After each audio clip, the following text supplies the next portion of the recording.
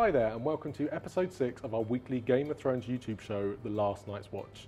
This week we'll be discussing all things the laws of gods and men, so if you haven't seen it, please go away and watch it and then come back. Or if you like being spoiled, just sit down and watch along with us. This week we are joined by celebrity guests Elizabeth Olsen, Rose Leslie, who plays Ygritte, and Bryan Cranston, who tells us what he thinks about Game of Thrones. And I suppose so, as ever, first question first, did you like the episode? What did you think? The episode. Yeah, I thought really, this is really one of my good. favourites of the series, I think. It was like, because watching it, I didn't feel like loads was happening, but it's one of those episodes where it's a chess piece moving thing, right? Everything is being set up, and it's like you look back at it and you're like, actually, yeah, that was pretty cool. It was a very talky episode, but It was quite a talky episode, and it's like 25 minutes, I counted because I'm a loser, like 25 minutes before they got to like Westeros, but the stuff before it, just all the scenes were just brilliant. Like the bank, even though I'm not a huge fan of Stannis Baratheon, and anytime he sort of, I feel like he's quite boring. And I do really like Liam Cunningham as well, but like he does this thing where he's always like licking Stannis' ass all the time, and like it really annoys me when he's like talking to the bank, and he's just like, "This is Stannis, you know." And so I was like, "Oh, dude, get off his ass." that's his job. He's I know that, but it was really awkward when he's talking to the bank. Well, Mark Gatiss in the bank was Mark amazing. Gatiss was brilliant, wasn't he? Debut. I think a lot of kind of fans have been looking forward to that as well. Yeah. Definitely, yeah. I Big name in completely the forgot top because I've been circuit. really looking forward to it, and then there he was. Although he talked exactly like sort of Shay Denton in League of Gentlemen, so I kept expecting him to do like a little song about "Welcome to the Iron Bank." But He was did. perfect. He He was did. just like perfectly smug and smarmy and just banker, like really. He's Yeah. just dripping, it's so condescending, Yeah. you know, in everything that he's saying. It's like, Yeah. Yeah, I Yeah. don't think so. We've had quite a lot of mention of the bank, and like I haven't read the books or anything, so I don't know. Yeah, it obviously is going to be quite a bigger thing, isn't it? Well, yeah, and also, I mean, that was the first time in the entire season I think we've been to Bravos. Yeah. But yeah, the Iron Bank, that was the first indication I think we've had as well, apart from the last episode where we're starting to realise the Lannisters' grip on everything is starting to slip because Yeah. they're not quite as influential and as wealthy as they Yeah, once were. exactly. So yeah, that's where the real power is. Yeah. Kind of Tyrion first dealt with it in kind of season 2 when he was like, but where's all our money Yeah, to buy yeah, things? And they were Yeah. like, Yeah. But yeah, I think he's going to play quite a pivotal role going forward. And didn't you write down a note about a crotch, a giant crotch? Oh yeah, we wrote that down when we were comparing notes after the episode. You were like, "Yeah, I wrote down crotch," and I was like, "I wrote down upskirt because they were coming into that statue," and I was like, "If they looked up right now." Maybe that's the DVD extras. Yeah. Professional. But it was quite a sort of subdued scene, and then we had just straight away then Yara Greyjoy just on the ship yeah. reading out the letter. That was so good. I think kind of Lucian sent. in Sam's absence, I'm going to do the whole in the books thing. In the books, that scene is not Asher. actually there. Yeah. Oh really? She doesn't actually go to try and save him. Really? No, so I really loved it for many reasons. I thought it was kind of executed perfectly, as it were. But I love that she was at the forefront of everything. She's the first yeah. one She was lopping someone's head awesome, off with an yeah. axe, and she's kind of She leading was the charge. badass. She was Yeah. so cool, and I like how, I mean, the juxtaposition between all the bloodshed and then this guy like having his way with the girl and like the thing, and then he comes out and he's just covered in blood, and you're like, Yeah. whoa. I was This thinking, like- is that because he's fought a load of men to get there, Yeah, or is yeah. that what she just did to him? I don't know. Yeah, you're just not quite sure what's happened there. But no, that I mean, the everything that Ramsay Snow did to Reek, I guess we should call him now, was so awful. But I think that scene for me was indicative of the worst that he'd done. He completely had a loss of sense of self. Like Yeah. he just did not want to leave that cell because he was Really like, hard it to was watch. just awful. Yeah. For me, this is one of the most interesting things about Game of Thrones. Like any scenes with these guys in, like I don't know, I just really love Ramsay. I think he's incredible. He's just so twisted, isn't he? Yeah. Like at the start, I found it quite difficult because I loved him as Simon in Misfits. Like, I was like and now it's like, no, he's Ramsay Snow. It's like he's badass. I woke up the day after Boxing Day with a picture of me and him on my phone. I had fucking no idea where that came from. And it's like a selfie of me and him like, I was like, check my cock still there. I actually met him walking down the street one day, and he laughed at me, and I think it was because I was wearing I had a jumper with a unicorn on it, and I think he was just I hope he was just laughing at me. Do you like point and laugh? What else? So he's No, not. but to be fair, it was a very funny jumper. But So in real life, he's not exactly how he's on the show. there you go. My penis is still there, so it's good. Yeah. To know. But I think like that entire thing though, for me, like I look forward to that, and as soon as they come on screen, you know it's going to be something like really, really interesting. You know it's going to be something really dark, and you're not quite sure. I have no idea where that's going. The scene in the bath was great as well because it was all close-up shots. I mean, they were giving it such a good performance. Like Alfie Allen, just his eyes, he was just terrified the entire time because he's been learned to like expect, oh, this is a trick, this is a trick, this is a trick. Like you can't enjoy. Like of course, you know, if you're gonna have two girls come and get you off just so that your cock can be chopped off, you're gonna have trust issues. Let's be honest, but you know, it's kind of like Stockholm syndrome on crack, though, isn't it? Like there's nothing else there. He's just he's just there to serve. I always feel like I need a good wash after their scenes. Like I always feel like really like sort of I don't know, like grubby and stuff like that. It's interesting what's going to happen now with Yara though, just because I mean at the end of that she's like, my brother's dead. So then what happens from there? Is he completely cut off from them, or? Well, this is what I don't understand, because now they're going to try and send Theon back. So then he's going to turn up and she'll be like, what the hell was that with that with the dogs? The bit. He's like, oh yeah, sorry, playing one. You know what was happening with that was I was just. I actually thought I loved it, that entire sequence, but I thought it was such a like massive anti-climax where it was just like, how fast can you run? And then he opens the doors, like, all right. We've just killed like a bunch of men. I reckon we can take 3 dogs, to be honest. Not that we're going to get into the ethics of like, would you rather kill a dog or a human? But I can't watch dogs or anything like that being killed. But you would have thought they could have taken, that was what, like 3 dogs? Well, but if you got, it depends on the sword, I guess. But like, she had like a bunch of axes, I think. That's true. Just like, you could take a dog. Yeah. Moving on. Then we went to Daenerys. Yeah. Which actually I thought they were going to do the classic Game of Thrones thing they keep doing with like the Manx people. And they would have this like nice quiet little scene with the boy and his goats. And then you just hear it go dunk like the stone. I thought, oh, it's going to be like all the Manx people and they're all going to come up. And it's like, they kind of had the same thing. As soon as I saw the goats, I had that 3 seconds of going, oh, goats. And I was like, no, this isn't good. Something nice is As soon as you see something cute, you're like, it's going to die horribly. It's a very, very cool scene though. Although I'm glad we finally got to see where the dragons have been this entire time. I was just like, where are they at? Sitting down. Singeing some goats. What do you think about the scene with the kid? Because, you know, it kind of flew up and it was above that kid who just kind of started calling back. Do you reckon that's kind of suggesting that they could start going rogue? Because they're just doing their own thing. They are doing their own thing. I mean, it was the last time we saw the dragons, it was kind of implied because it snapped at Daenerys. Like, you know, and I mean, as he says, they're dragons. They're, you know, they're not tame. They're wild things, even against their mother, I think he says. And she's going to have to address that at some stage. But I still think like they didn't attack the kid, and I think there's still some semblance of control over them. She doesn't actually seem like she's that worried about it. She's getting increasingly more worried.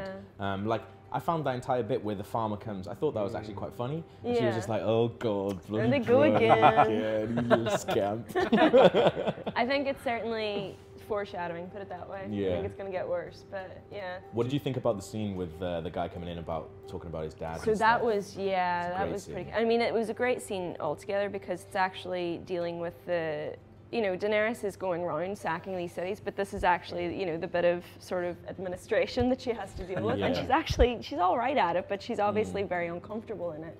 Well, it's just her having to deal with, like, you know, the consequences of her actions, and also consequences of actions she's been specifically told not to do as well by the 2 guys with her. Like, they said, like, look, what are you doing? Like, don't put these guys up on crucifixes. And then she does it, and then, you know, you see like a real, actual. It's showing her as well that, I mean, you know, before this, she's been very sheltered. She's, you know, and she deals in absolutes. It's like justice with justice, blah, blah, blah. And now it's like, well, actually, you can do that, but there is going to be some consequences, and innocent people are going to get hurt. Big picture, isn't she? Yeah, exactly. I find it quite interesting when you have that scene of hers, like, you know, as a sort of juxtaposition to Westeros, and, you know, they're so formulaic and so sort of law and just by the book and things like that. Everything's by the numbers. You know, and she sort of, you see her almost like criticizing the way that they deal with things by the way that she deals with things. But actually, you sort of, this is her sort of realizing you actually sort of can't have one without the other. They sort of have to go hand in hand, which I thought was really, really interesting. Speaking of Daenerys, that segues quite nicely into our first celebrity guest of the week, who this time has watched Game of Thrones. Yay! We spoke to Elizabeth Olsen, who is obviously starring in Godzilla, about whether she watches it, and this is what she said. I love Dragon Lady. I can never say anyone's name because there's like 1,500 characters in the series, but I just realized that Dragon Lady, this is something I feel very passionate about. Her army is like the most badass army. However, they're in some like really hot world, and we all know winter has been coming for a few years now, and I don't know how they're gonna handle the winter. So Jon Snow might have like a few notches on his belt in that situation. And I didn't see the last week's episode, so. Would you ever want to be a part, if they asked you like, hey, would you like to be a wench in Game of Thrones, would you? I'd be a little skeptical. Everyone ends up getting, you know, really nude and graphic in that story, in that show, so I'd be skeptical. It's sort of like when teams go from, like, you know, the country they play for to go down to Brazil to play in the World Cup or something. Like, England are all right at playing in, you know, rainy weather, but they're going to get shafted as soon as they have to go up a mountain or somewhere that's really, really hot. Yeah, it's funny as well because, like, out of everyone, so this was a peace-moving episode, but, like, out of everyone, Daenerys is probably the best positioned to actually do something or make a play, and she doesn't seem to want to. She's stuck sort of, you know, doing all this sort of menial things, and you're wondering what her game plan actually is and when she's going to make a move. That's why I was sort of disappointed with her about last episode, where they were just like, right, are you ready to go attack Westeros? She's like, no, I'm going to go back to the other place I've already been to. Why? No, come on, kicking your heels, come on. Yeah, I know. I think like it is, her rise to power has been so quick, whereas everyone else has been there for years and years and years. She went to Westeros now, she would be screwed, she'd be slaughtered. Yeah, but she's got way more than anybody else has at the moment. Yeah, but she doesn't know how screwed everyone else is. That's true. Well, this is what, like, you know, in that meeting that we talked about, like, this is what was really interesting, where they were sort of weighing up, you know, oh, she has 3 dragons, she has these Unsullied. Oberyn goes in good. The Unsullied, it's an amazing line where he's like, the Unsullied, the great warriors. Not so good in bed. Yeah. I love Oberyn so much. Yeah, he's fast becoming my favourite Every time he's on screen, he's like awesome. That whole kind of dynamic between him and Varys. I love it. Just incredible. Bisexual man, asexual man, having a chat about desire. Oh, it's so good. It was amazing. He's just like sort of looking at him like really shocked, like, there must be something. You gotta be into something, right? I mean, everyone's got, like, you know, their poison. He's like, I'm into weird shit. So he's into all the freaky shit. He's taking it all and he's going, Like, no, I was going to go off on a tangent. That was not going to be good. The thing that I really liked about that little meeting, though, was like this, and this is a new thing for this series that I've noticed is the way that they're referring to other bits and bobs, and they seem to be in Westeros much more aware of stuff that's going on. So you have, like, you know, mentions of the Hound, and you have stuff like that. So it doesn't feel like all these characters are off doing this different thing that doesn't affect Westeros at all. Like, yeah, exactly. It feels like that more than it's ever been, I think, which is obviously quite foreshadowing for whatever's about to kick off. To kind of talk about the books again, that kind of scene where they're all chatting about stuff isn't in the books. Okay. And actually the way that they reference the Hound and they reference kind of Daenerys, it's not as explicit. So there's certainly, I think that's where the kind of show writer's doing a really good job of actually of weaving everything together. Well, that's the thing, because all the time you just have no context for all the scenes that you're seeing, I think. So you see these scenes with Arya and you see these scenes with Daenerys, but a lot of the time it's very, very easy to forget. And even with Stannis as well, it's very, very easy to forget, oh, hang on, what are they all working towards? Like, who's against who here and stuff like that. And I think, you know, it's not to go over the top with it and be like, right, so what's going on, sort of thing. It's quite nice. I mean, they seem to be getting a lot better with the editing this season as well, in that, you know, they'll mention a character in one scene and then you'll cut to them in the next scene, or, you know, it's leading quite nicely from one thing to the next, and it just makes everything feel a lot more connected. Yeah, no, I thought it was really good. I suppose that kind of all builds up to the big event of the week, which is the trial of Tyrion. So good. His performance was just He's just amazing, Yeah, I mean, it was just brilliant to see. You know, normally he's very conserved, very quick-witted, but, you know, not very stoic all the time. And this was just him just completely unleashing everything. All the pent-up rage of the last 4 seasons just all comes out, gushing like this proper venom. And it's heartbreaking that it only happens when Shay comes out. Like, it seemed like he was going to be okay with going along with Jaime's plan, and then it was like... It's that whole kind of hell hath no fury thing, though. I mean, you can obviously she's not justified in doing it, but you can see what she's doing. It was just proper harsh, though, man. I sort of don't, to be honest, because she must be pretty stupid. Because in the second episode, when he goes to her and, you know, he's like super mean to her, he was so how can she not see what he's doing? Like, you know, they're in love, like they're properly in love, and she knows that he loves her.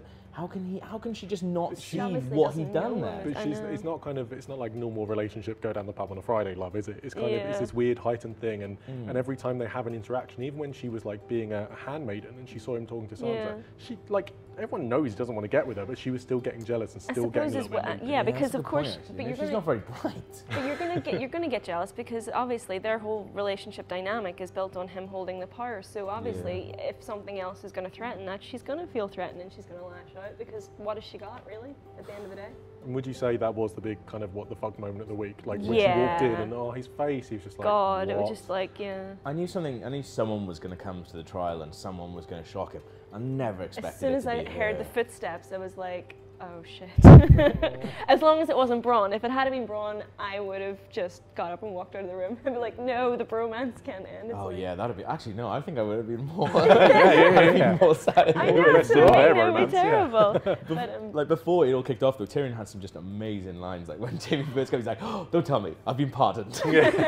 Like so funny. But that's what made it so great, because it starts off and he's sort of, oh yeah, his old self, you know, kind of making jokes, and the crowd are kind of giggling along. Yeah. And then it's such a slow burner because it just builds up, and Yeah. the pace of it's just so perfect that it just becomes this gut-wrenching thing where he's like, I demand a trial by combat. Yeah. And there's this long lingering look between him and his father that just Yeah. says so much, that like, you've resented me all these years, and this isn't a trial for me killing Joffrey, this is a trial for me being a dwarf. Yeah. Oh, it's That was so good. fantastic. What do you think of all the stuff kind of behind the scenes? You had obviously Jaime went to him, and then Jaime went to his dad, and he Yeah. was just like, you know what, I'm willing to basically give up my dreams. That's to save basically, that's Tyrion. Tywin's whole thing though. This is what I mean, Cersei obviously, I don't even think she thinks that Tyrion 100%, killed no. Joffrey, you know? No. So she's just using this as a complete revenge thing, and I think Tywin is using this to make sure that Jaime is going to take up his actual definitely, birthright. yeah. Like, what did you make of sort of Jaime's reaction to Tywin going to telling him, oh, you know, this is what I want? Because Tywin Yes, quickly John. was just like, this is what I want, this is what I want, this is what I want. It's like, I almost read Jaime's reaction as like, you absolute monster that you would put your son on trial just to sort of spite me and to get me to go along with your plan. Like, and then I thought maybe Jaime was going to do something and maybe go against it or something like that, but it just shows how much he cares about his brother. He's like, I know I've been played, like I know I've been completely played by my father. Do you know what? I don't give a shit because I Yeah. love my brother so much. There's all the small touches in the scene though that I utterly adored. So you know when he's walking in, someone's like, Kingslayer! And you're Yeah, like, yeah. which brother was he talking to there? Yeah, that was so good. amazing. And just kind of the pantomime theatrics, you know, at the end of the crowd when they're like, Oh yeah, when they're like, it's oh, so ridiculous. Well, I never. Someone fading out with a parasol. Yeah. I suppose that moment, again, is a nice lead way into our next guest of the week, who is Bryan Cranston.